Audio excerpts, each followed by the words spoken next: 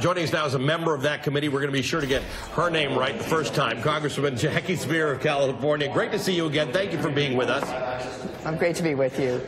Okay, let's just talk about that swipe at you.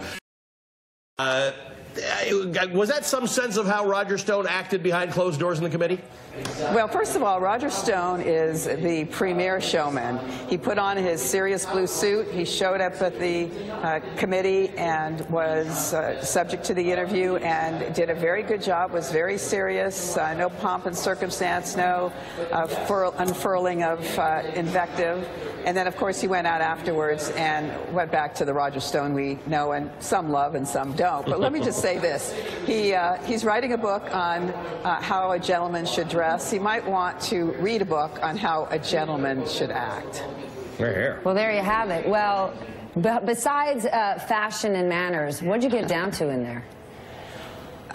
What was most interesting to me was the fact that he just comes out, flat out says he doesn't believe that Russia was engaged in interfering in our elections. He doesn't believe that Guccifer 2.0 was the Russia GRU military intelligence.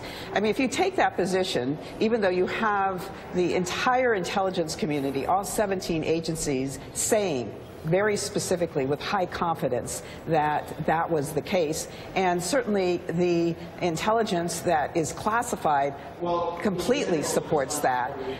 So if he says that no, that's not the case, then he can arguably say, no, I wasn't engaged with the Russians, because he's not admitting that Guccifer 2.0 was a Russian interface. So it's convenient for him to make those statements. The question for us, though, is was there involvement with the Trump campaign and Russia? And just as importantly, and probably more importantly, is how deep did the Russians go in terms of impacting our elections? And we're finding day by day that it's more and more. We're now finding that Facebook was one of the weapons, and I'm using the term intentionally, one of the weapons they use to try and influence the election, and probably much more than that. Let me ask about Roger Stone talking about why these hearings should have been open. Should they be held in the open, and why weren't they? So all of the interviews have been closed. We have asked the committee to have a number of open hearings, but since we're not in the majority, we don't get to make that final call. But literally all of the interviews have been held privately and will continue to be held privately.